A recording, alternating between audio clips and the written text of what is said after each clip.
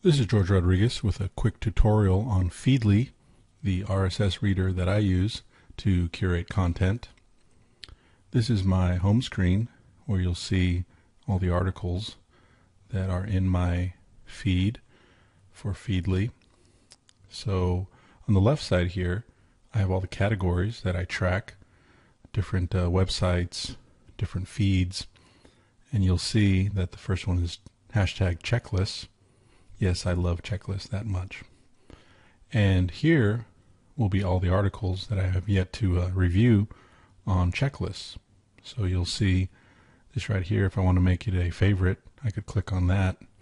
But if I want to go read the article, so how about the food hacks for the best tailgate ever from the Huffington Post, I'll just click on it and it'll bring the article up.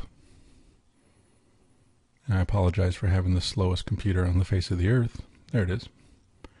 So here's the article itself, and they're just giving me a blurb here. If I want to read the whole thing, I got to go to the website. Some articles you'll be able to read the whole thing, some you'll have to go to the website itself. One of the nice things about Feedly is, and I have the pro version, which is a paid version, but it's still very useful on the free version. But you can connect it to social media or other services. For instance, you'll see the logo here of Evernote, which I have it connected to my Evernote account, and then Twitter, Facebook, and then there's many more. If you click down here, you'll see a drop down that'll show all the other social media. There's Hootsuite, Buffer. And so that's just the one article. So I'll close out of there. And if I want to go to all my articles, and this is going to be a big number because I track a lot of different sources, just looking for the best stuff to curate. So every day I'll skim through here, look at headlines. You'll see right here I have over 6,000 unread articles. And I don't read all of them. I just skim through, like I said, look for headlines that are interesting to me, and then maybe read the article after that, after I've read the kind of the introduction. Another thing you can do is if you're looking for a specific topic, you can search or add the feed from the search bar right here. And Feedly also does a good job of making suggestions.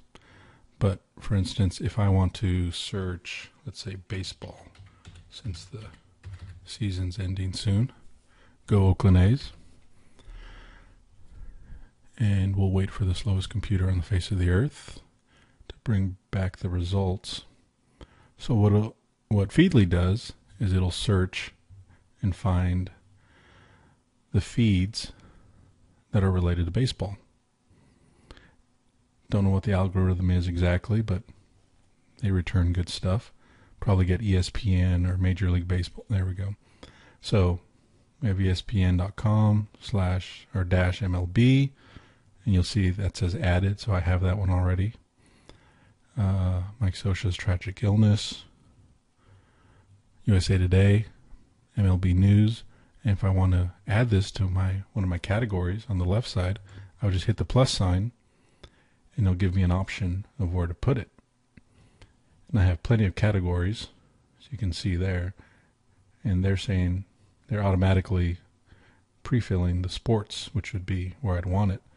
So I just click add, and now, from now on, anytime there's an update to the USA Today, this feed, so they write a new article, they send something out, it'll automatically show up in my sports category. So that's why I like Feedly, because it saves me time, so I don't have to go to all these different sites. It aggregates everything.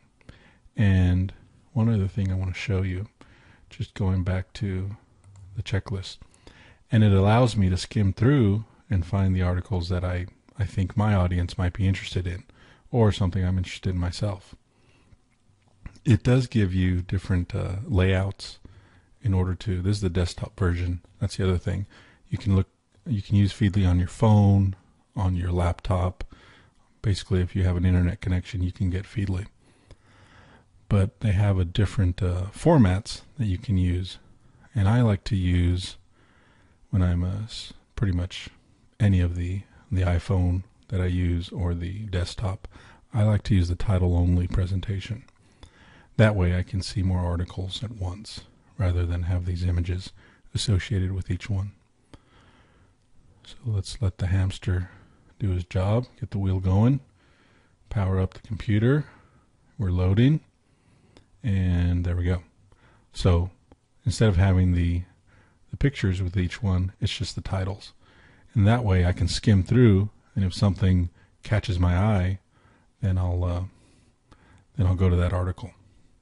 So that's Feedly in a nutshell. Very useful, very good way to stay on top of all the information that you come across. And if I see a site, a blog, whatever it is, I'll just go to my phone, bring up Feedly, and then put the feed in there. That way I know I don't miss any new content that they deliver. So that's it. I hope this was helpful.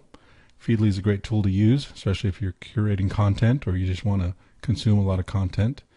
And it's all in one place. It's all under one roof, and it's very useful. This is George Rodriguez. Have a great day.